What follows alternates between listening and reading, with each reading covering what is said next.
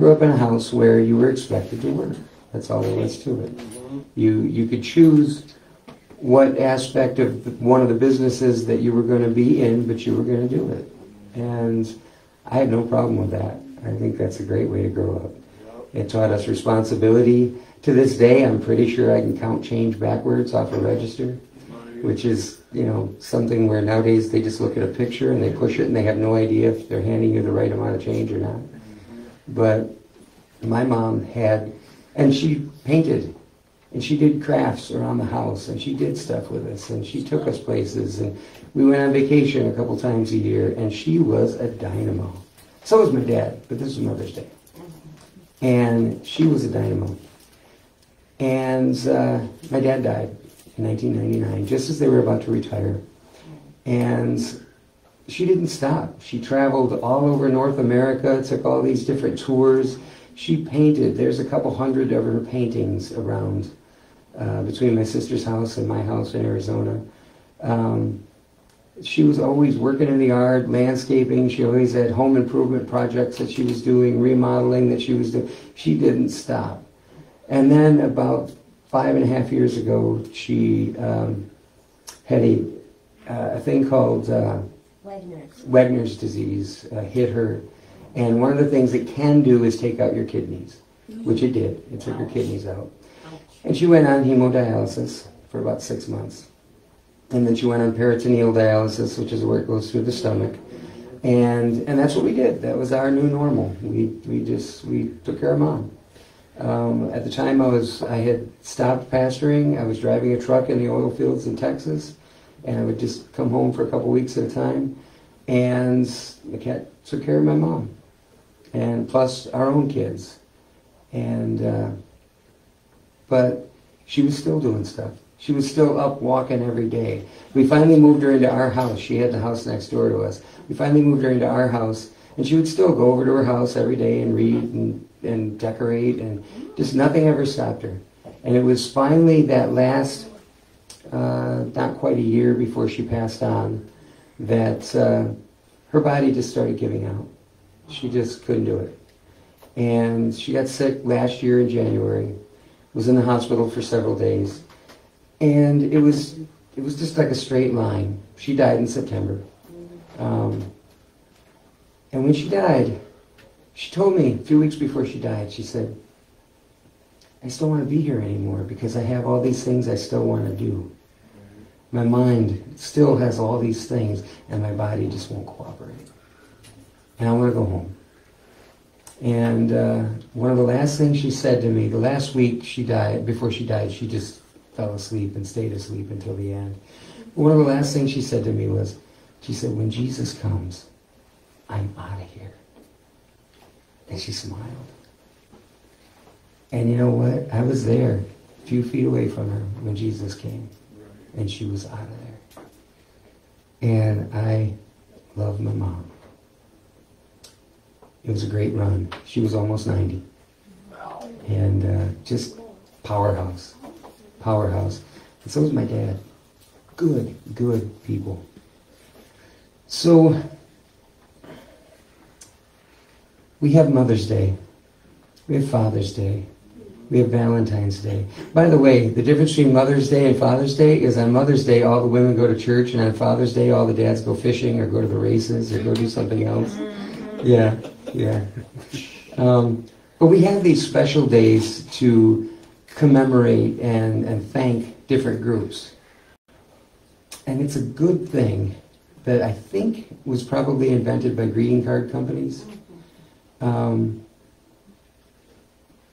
there is a downside to it. And that's, on Valentine's Day, some people feel really lonely because in the lottery of love, they didn't win. Some people feel really lonely because maybe the person that they were passionately in love with has passed on or rejected them and didn't want them. Did you know that Valentine's Day is the single day of the year when the most people file for divorce in America? Really? Yeah. It's my wedding anniversary. It's your wedding anniversary? Well, praise God. But we have these special days. And they can be a great time for celebration. They can also be a time for triggers for people. Well, how come they had this and I don't? Father's Day. I'm not telling anything that you haven't already told, but my wife doesn't know who her father is. And when Father's Day rolls around, I've never once seen her sad. I've never once seen her upset about that. Maybe she feels it, but she's never expressed it to me. But some people don't have fathers, or worse yet, some people have fathers where the relationship was so bad that they just feel horrible about life and about themselves. And Mother's Day can be that way too. It's easy in the celebration to forget that some people had really painful memories. Some people had really painful relationships. Some people were mothers and fathers who caused pain. It's just a fact. You know, we live in a fallen world, and as much as we should be taking responsibility for it and ourselves, sometimes that doesn't happen. We spend a lot of time working with people with addiction issues and alcoholism issues. And over again, we hear the story of my father, bad. My mother, bad. My relationships, bad. Or once in a while, you'll get somebody who's kind of honest and they turn it around and they say it the opposite way. I really was terrible for my kids. So special holidays can be difficult. And I don't want to gloss over that. In the celebration, I don't want to forget that there's some of us who aren't celebrating their mourning. And I didn't know when I was a kid that I had such an idyllic life. Because everybody just thinks about themselves when they're a kid. That's sort of what you do. And I remember my best friend in high school had this family that I thought was really cool. And then every once in a while, there would just be these big explosions and all kinds of yelling and screaming and things being thrown around. What I didn't know was that his dad had all kinds of anger and alcohol problems because it didn't usually manifest in front of me. Because I guess everybody was on a little bit better behavior when there was a stranger in the house. The guy's grandmother lived with them. And I used to just love her. She was just a hoot. They had a grand piano in their living room, and she would just slide onto that grand piano and just crank out show tunes and things from the 1930s. And I thought it was great. And I always wondered, why don't the kids in that house, there were 3 kids in that house. There were 3 kids in my house, too. Why don't they love it as much as I do? Man, I could just sit and hang out with Grandma all day. She's a gas. She's wonderful. And they would all just sort of get this funny looks on their face. I didn't realize until years later, because I grew up in a teetotaler house, that she was just as drunk as she could be when she was sitting down and cranking out those show tunes. I didn't know. And so what they knew that I didn't know was that after she was done playing them, she was going to start to feel bad, and she was going to start yelling and screaming at everybody, and then go in her room and wake up the next day hungover and come out and really yell and scream at everybody. I didn't know that. I saw things around their house every once in a while that were broken. I didn't know that the dad was getting drunk and smashing things. And these were people who held good jobs. They had a nice house. They had what appeared from the outside to be a normal life. And so did I. And from the inside, at my house, it was quiet. It was nice. We weren't rich, but we had the necessary things to live life. And I think I was in high school before I ever really understood that there was somebody that I knew whose parents were divorced. And I mean, we're talking in the 70s. I was born in 1963, so this is not forever ago. Although to some of you who are younger, that might seem forever ago. But to me, I didn't know any better. And as I got older, and my wife will tell you, I'm not the sharpest tack in the cookie jar or whatever those, I'm just not. I don't catch on to what's happening in the world around me because I was kind of sheltered. I grew up out in the country and with a family that didn't have dark secrets. If they did, they kept them so well that as an adult, I don't know them. It just wasn't like that for me. And so, to those of you who have overcome, those hurts, to those of you who maybe still have some of those hurts, I say blessings on you. I say God's blessings of healing on you. You deserve better.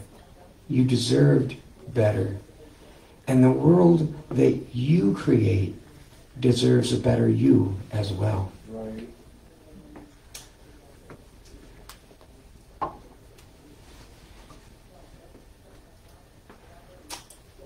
I believe in time travel.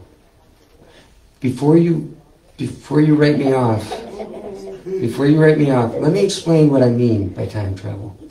I don't mean that you get in a Jules Verne-like contraption and, go 88 miles an hour, or however fast it was you needed to go. Yeah, and in a DeLorean or whatever. I'm not talking about that. If that exists, okay, somebody skip around in time and put some more money in my bank account. But I don't mean that.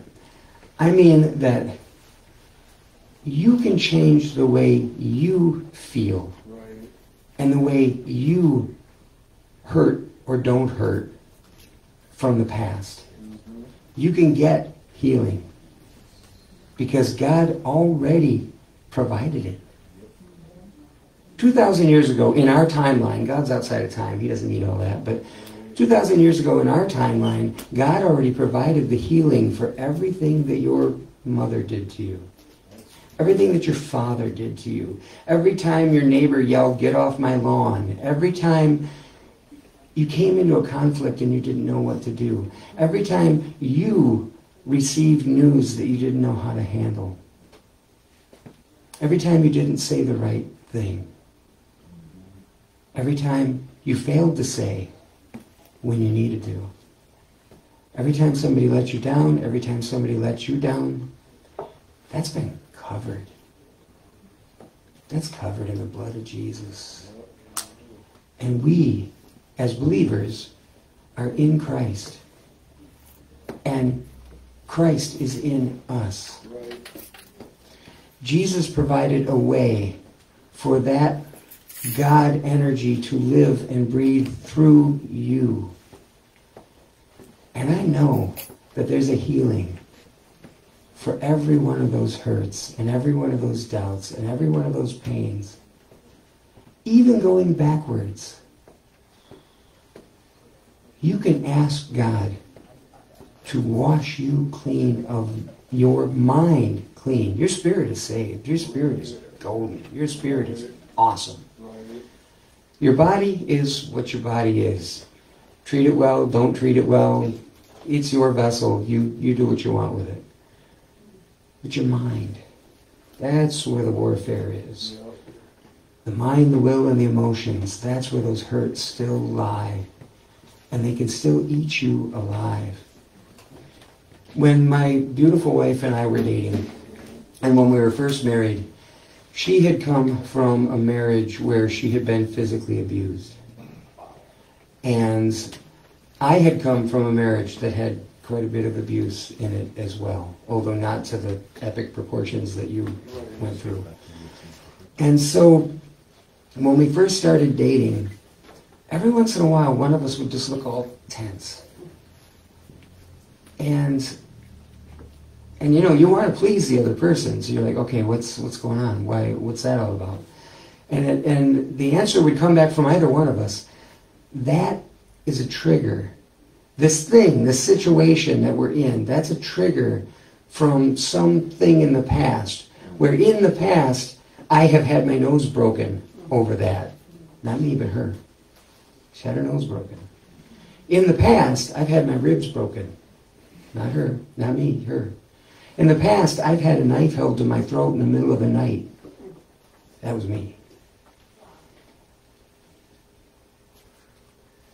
In the past. And it caused an emotional reaction that had a physical manifestation to it of, and we had to assure each other, no, it's different now. You're not that person. You're not with that person. Relax. We can love each other through this. I got lucky. I got lucky as a child. I got lucky in my second marriage. Well, my first wife actually has some amazing qualities.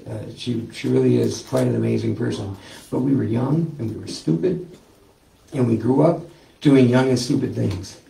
How many of you know you can get married very young and you can make it work? My parents did. I think my dad was 21, my mom was 20, something like that when they got married. But you still have to go through all those stages of development, because when you're that age, you're not an adult. You're just not. And my mother used to say, watching my first wife and I, you two don't act like a couple, you act like brother and sister.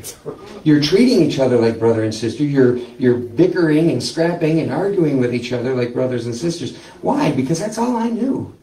Right. I didn't know what it was like to be a man and to be a husband. I wasn't a man. I was a husband, but I was still a kid, still trying to figure out, okay, well, when my brother did this, here's how I reacted. And so I would and eventually we outgrew most of that stuff. Not all of it, but most of it. But God gave us a second chance to be happy. And we are, I think, unless you're going to come up here and just totally know. Just, why do you listen like that? It's Mother's Day. I will tell you the truth. No, she'll just smash your face with a cup. Oh, yeah. Right. So, so you get these things that trigger you. Suddenly, you're reacting to something that isn't there. True.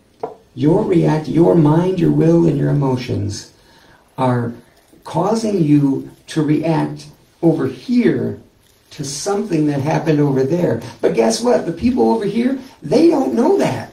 Right. So you're like, why is that person being a jerk right now? And I just cleaned up what I was going to say. Why is that person being a jerk right now? This whatever's going on doesn't warrant it. You ever been around somebody where they just stomp around and throw fits? That in an inappropriate manner? And you're like, whoa, dude, what's that all about?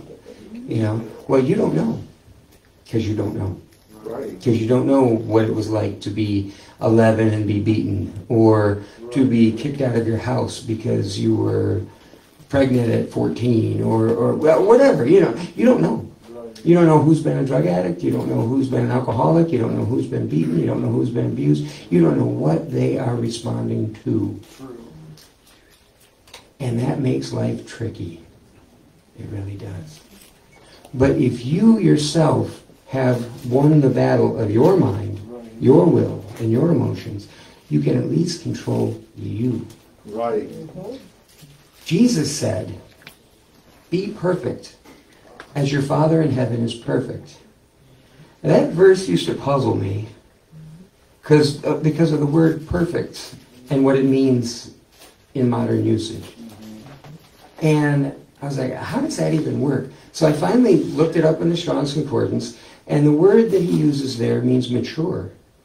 Be an adult. Right. Be an adult. How many of us are in our 50s and 60s and not adults? It happens. It does that. Or you're really good in some places, and then you get to this one spot, and suddenly you're a spoiled 8-year-old brat.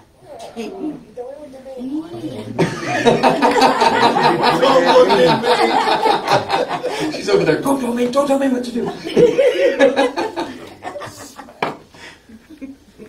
But yeah, be perfect.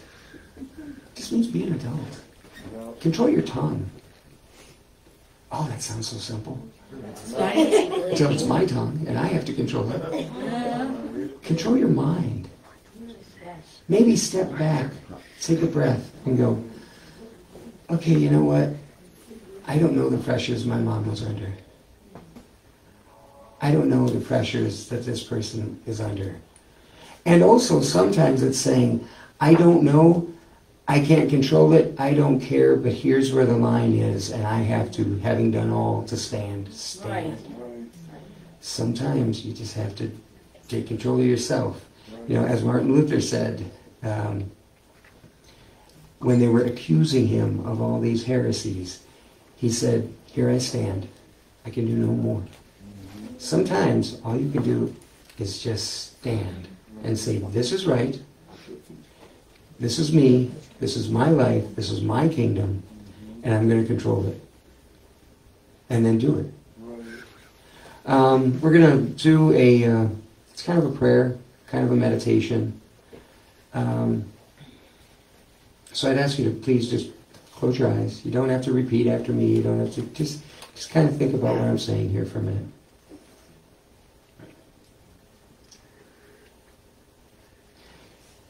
Inside our hearts, our needs,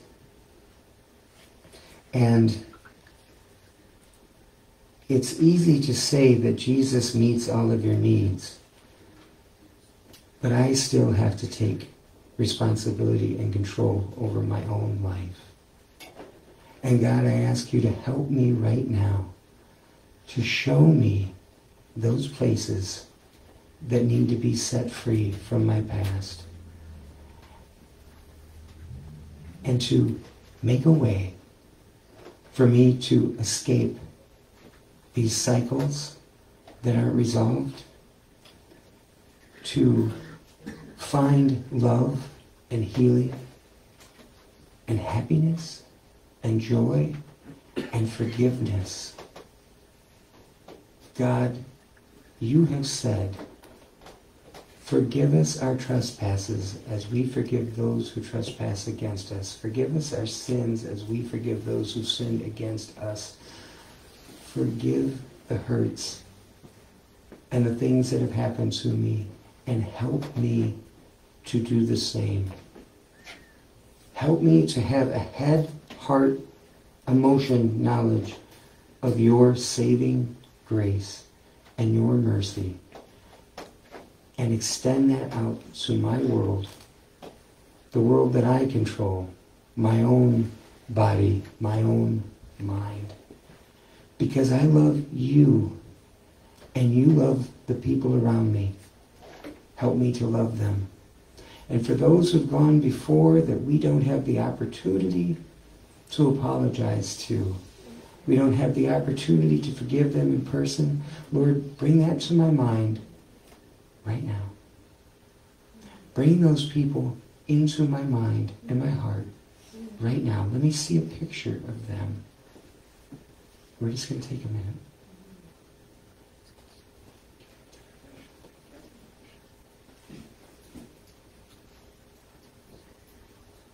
And to those people in my mind, I say, I forgive you. I didn't understand. I forgive you. Please forgive me. Allow what Jesus did on the cross to wash you clean. And allow me to be washed clean in my mind, in my will, and my emotions. Let me travel through time in my mind to find all those spots that need to be washed clean, so that I can be prepared to be a proper bride, to take my place in the kingdom, to be the change that I want to see in the world, to take dominion over my world, my life. Lord, clean my heart. Clean my heart, O God. Clean my mind, O God. When those memories come, when the evil one brings those memories to my mind, take away the sting and the emotion. Remove it. It has no part with me anymore. It doesn't serve you. It doesn't serve me. It needs to go in Jesus' name.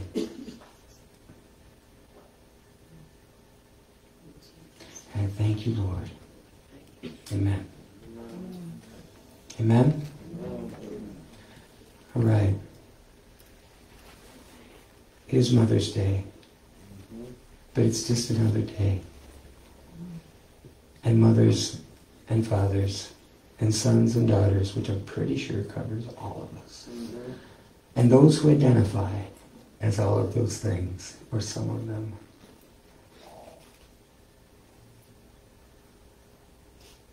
Let's go into the world as a walking flame of fire, taking the power of a risen Lord with us. That power that's already inside you, may it well up and change your world. May you be the light that attracts people to you this week. Right. Wow, you know something? I don't know you, but did you know that you just glow? I've said that to people. I'd like people to say it to me. You glow, brother. Praise God. You have control over your world. Right. You have control over your earth. And things will come and they will go.